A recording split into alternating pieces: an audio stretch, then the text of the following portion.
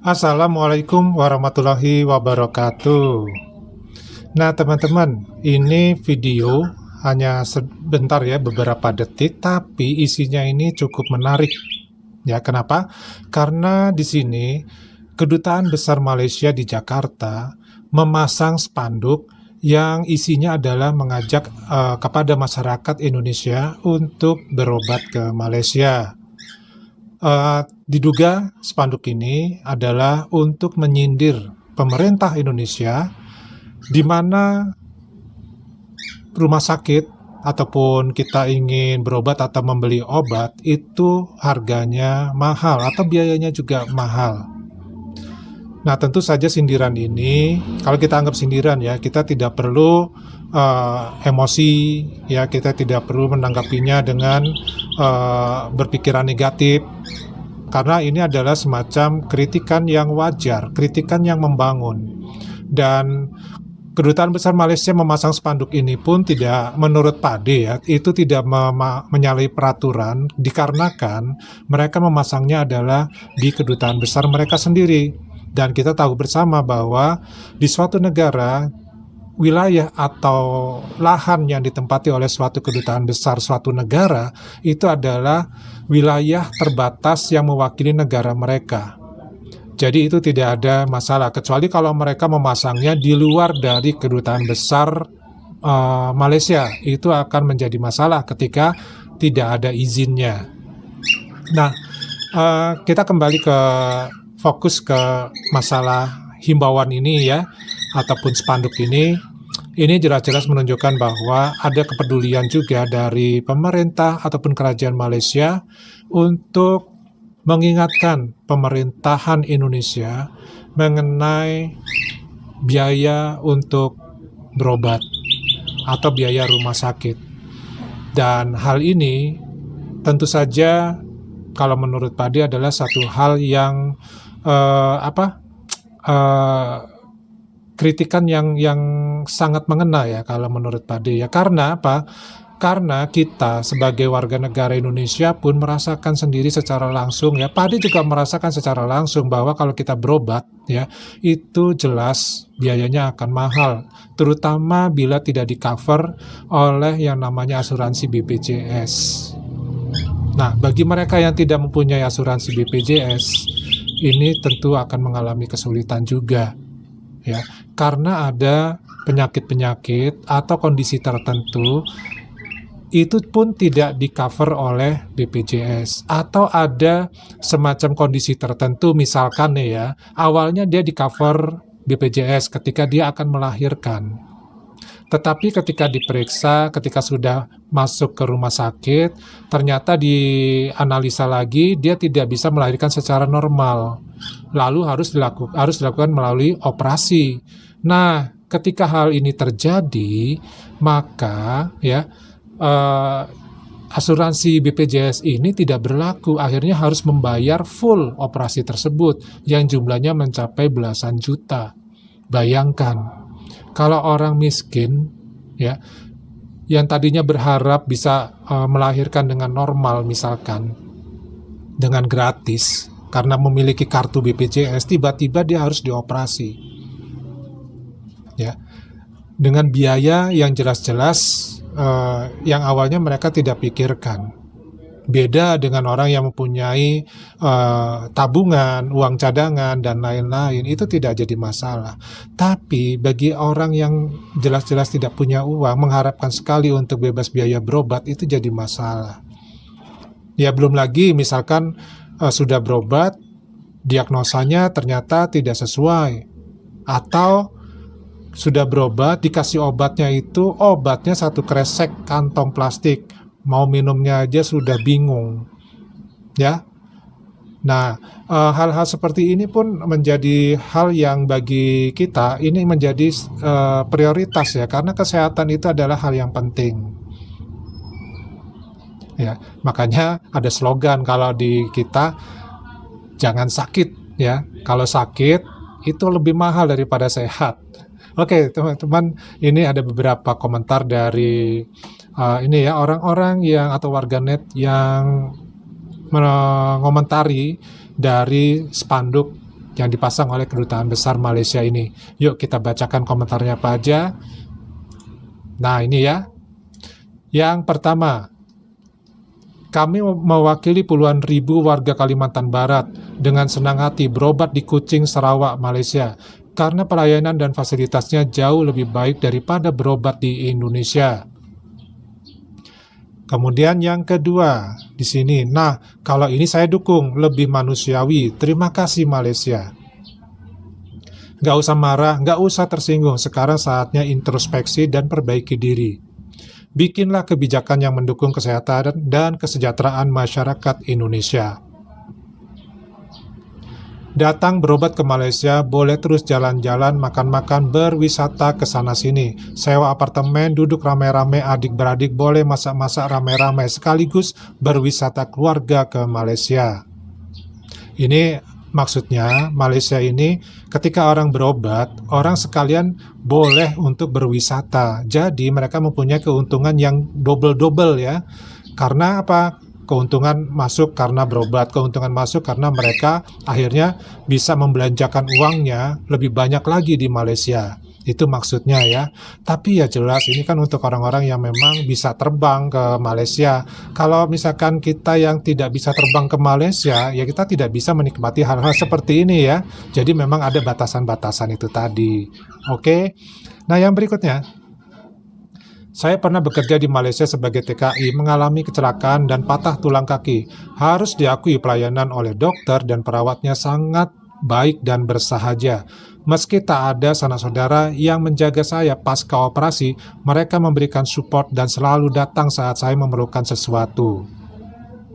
Ya, ini adalah hal yang seharusnya semua rumah sakit di Indonesia pun melakukan hal yang sama ya. Tidak perlu ada sanak keluarga kita yang menunggu kita 24 jam. Karena apa? Karena kita kan tidak tahu kesibukan masing-masing. Nah, kalau memang sudah di rumah sakit, alangkah baiknya memang kalau ada tenaga perawat yang memang siap 24 jam untuk ya mendampingi pasien, dalam arti kata bukan duduk menunggu di samping tempat tidur pasien, bukan, tapi ketika pasien membutuhkan mereka datang. Nah, itu yang dimaksud ya. Kemudian di sini, aku orang Indonesia nikah sama warga negara Malaysia. Jujur, pelayanan kesehatan di Malaysia memang jauh lebih baik daripada di Indonesia. Yang berikutnya, kami yang pernah tinggal di Tanjung Pinang lebih memilih berobat ke Malaysia, cepat sembuh dan tidak mengada-ada penyakitnya. Pokoknya kami sangat puas berobat ke negara Malaysia. Nah, ini orang yang sudah pernah pengalaman berobat di Indonesia, kemudian dia pindah berobatnya ke Malaysia, orang Tanjung Pinang ya.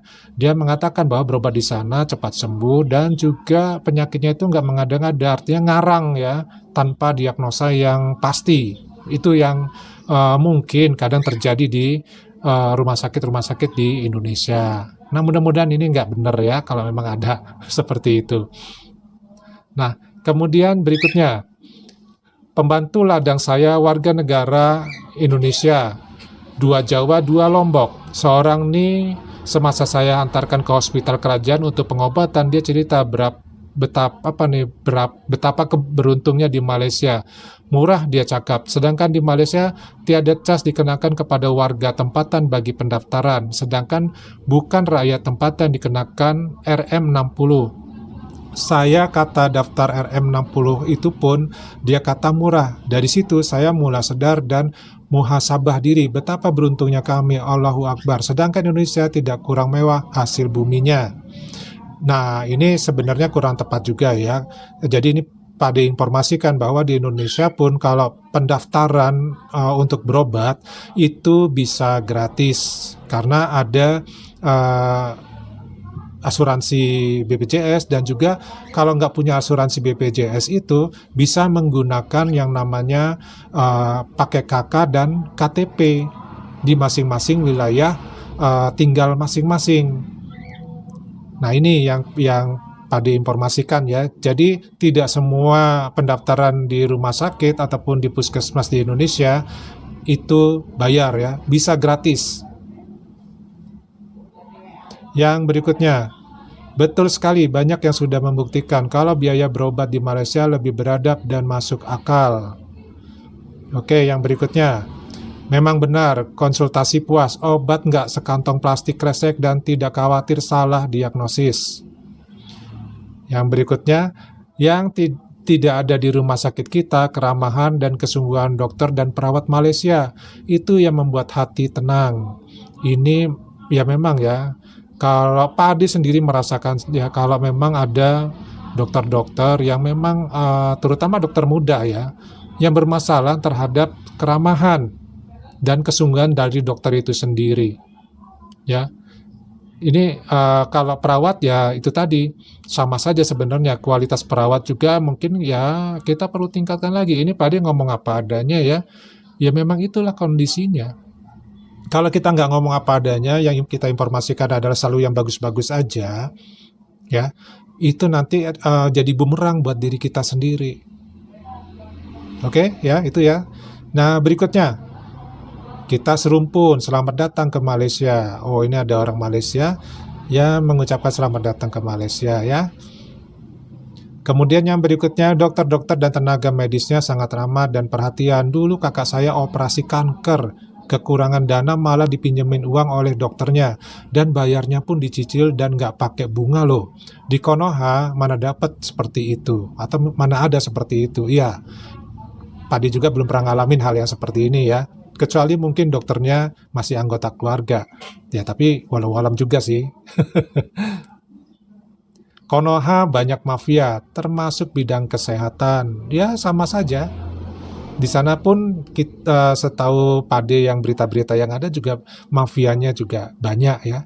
Termasuk mungkin di bidang kesehatannya. Jadi kalau masalah mafia ini general ya. Yang berikutnya, ini fakta. Fake reality di rumah sakit manapun di Indonesia, sakit itu mahal. Makanya jaga kesehatan baik-baik, jangan sampai sakit. Tuh kan, apa yang Padi tadi katakan di depan, ya ada yang komentar juga yang sama seperti ini. Yang berikutnya, yang kuamati dokter-dokter di Singapura atau Malaysia itu di belakang gelarnya ada dicantum juga lulusan dari mana. Rata-rata lulusan Eropa, US, Kanada, dan lain-lain. Satu dokter kadang lulus spesialis dari beberapa negara. Jadi soal kemampuan jangan ditanya. Kebanyakan Chinese dan India. Penanganan ke pasien juga ramah dan penuh empati, penjelasan detail. Sedang di Indonesia kita sering nggak tahu dia lulusan mana. Kadang pasien mau nanya-nanya juga susah. Walau nggak semua sih, tapi ya gitulah. Ya ini jelas ya, kalau beberapa waktu yang lalu kan ada informasi itu bahwa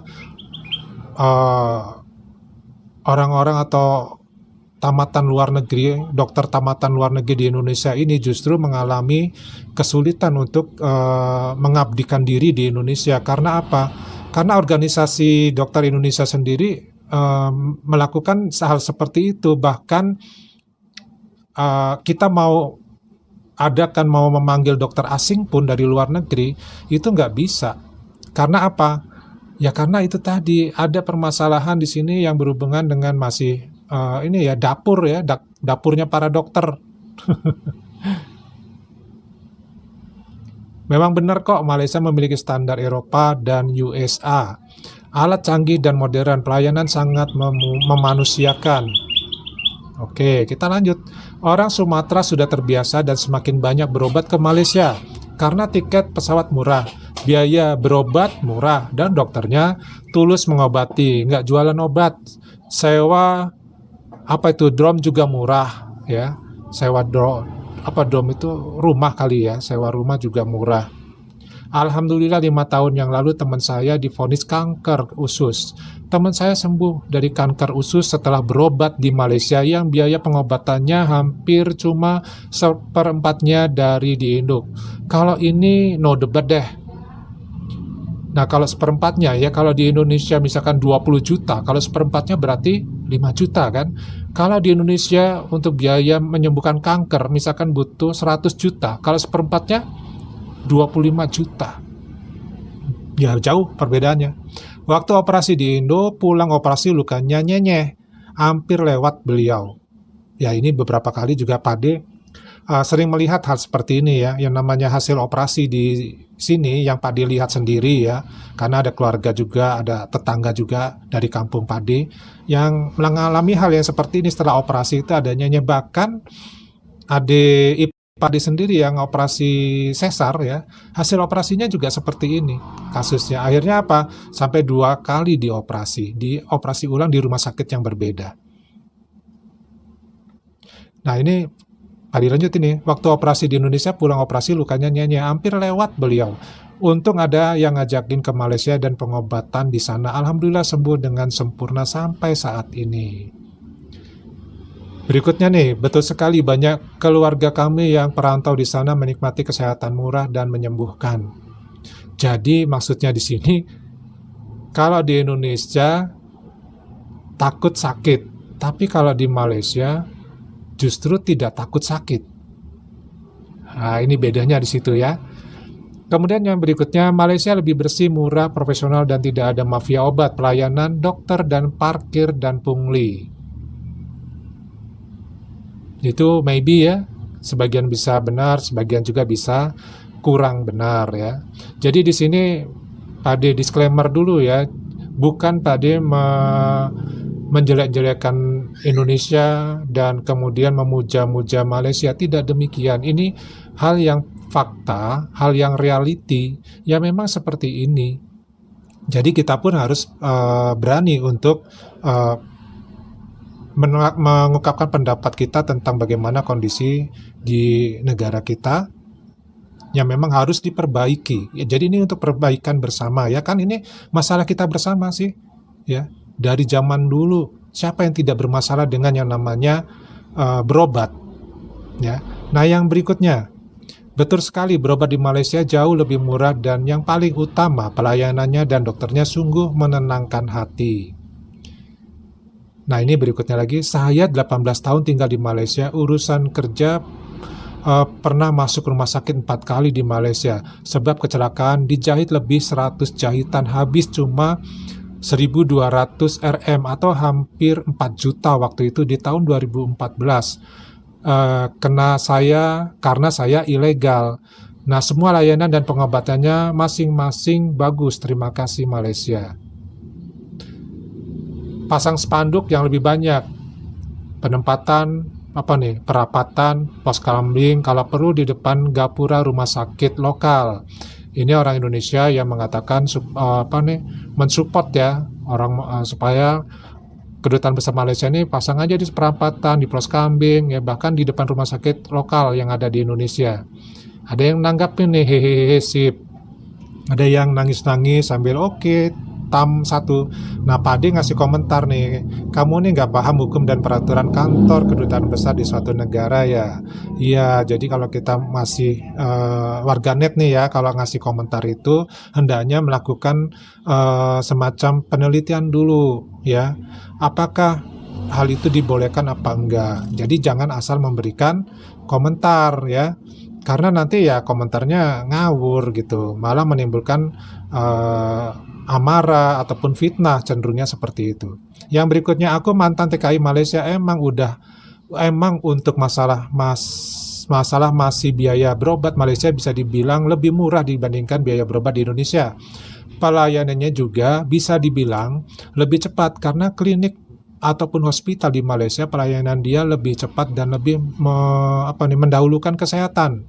Keadaan pasien untuk masalah administrasi bisa belakangan. Janji pasien cepat-cepat mendapatkan pelayanan yang terbaik, tidak mencela-mencela kayak di Indonesia yang seharusnya cepat malah dibikin ribet.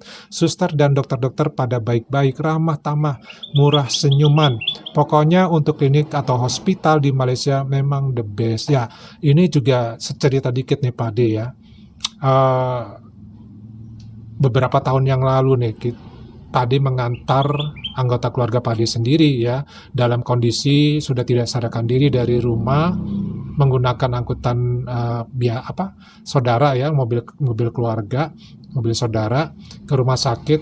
Sampai di bagian IGD istilahnya, ya kita memasukkan pasien ke meja beroda ya. Meja beroda dibaringkan di situ, padahal pasien sudah tidak sadarkan diri, masuk ke ruang IGD. Ya di situ posisinya dalam kondisi tidak sadarkan diri si pasien ini, dicek juga oleh mereka, tapi tindakan mereka sangat lambat untuk memberikan pertolongan pernapasan, untuk memberikan pertolongan denyut jantung. Itu sangat lambat ya.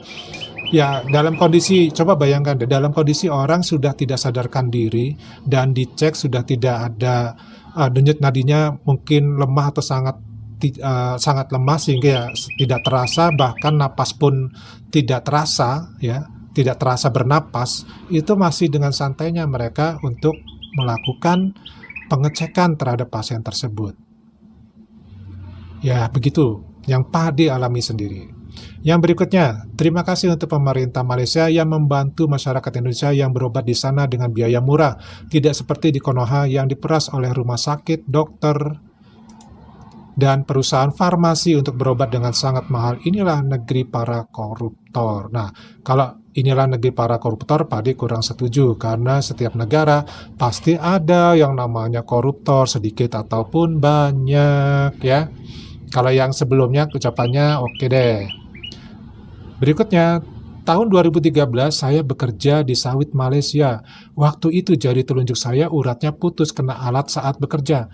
Karena pada saat itu tidak ada mandor di lokasi kerja, jadi saya inisiatif langsung lari ke perkampungan menuju balai kesehatan atau kalau di Indonesia disebut puskesmas. Saat saya sampai, petugas di lokasi tidak banyak AIU, langsung membawa saya ke ruang bedah, langsung ditangani. Dan setelah selesai saya tanya biayanya, dikasih gratis, bahkan dikasih obat dan biskuit pula. Salut benar. Ya, ini berbeda dengan di Indonesia ya. Kalau pasien datang sendiri, oke, ditanganin sambil ditanya-tanya administrasinya, bagaimana ya. Lalu harus membuat prosedur-prosedur dilewatin. Nah, kemudian kalau nggak ada BPJS ya harus bayar, apalagi nggak bawa KTP, gitu ya.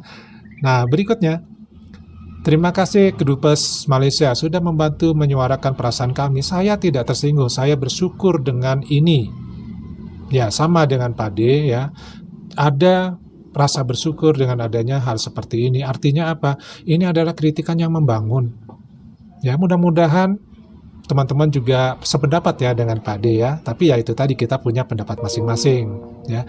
Nah, yang berikutnya dari Pulau Sumatera, khusus Riau dan Sumatera Barat aja sampai antrian pesawat untuk pergi berobat ke Kuala Lumpur dan Malaka. Alhamdulillah. Semoga Allah berkahi selalu. Amin ya. Nah, ini ya Sumatera Barat ya, Sumatera Barat dan Riau. Ya karena mereka juga sudah terbiasa karena dekat ya. Jadi ya nggak ada salahnya memang kalau ada duit yang lumayan, bisa bayar pesawat, penginapan dan lain-lain, maka bisa berangkat ke Malaysia.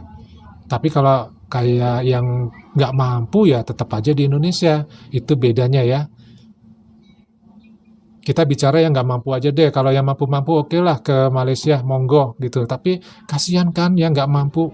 Karena yang mampu dibandingkan dengan yang tidak mampu, lebih banyak yang tidak mampu ya. Nah, yang berikutnya nih komentarnya. Betul banget, kalau orang Aceh hampir rata-rata berobat ke Malaysia. Selain murah, pelayanannya lebih profesional. Dokternya baik-baik, perawatnya juga ramah-ramah banget. Nah, ini beberapa aja ya komentar yang Pak dibacakan karena ini sampai 7.000 komentar. Kebanyakan nanti bacanya. Oke, teman-teman gimana pendapatnya? Tulis ya di kolom komentar ini ya. Nah, kita ketemu nanti di video yang lainnya yang lebih menarik lagi ya. Wassalamualaikum warahmatullahi wabarakatuh. Salam.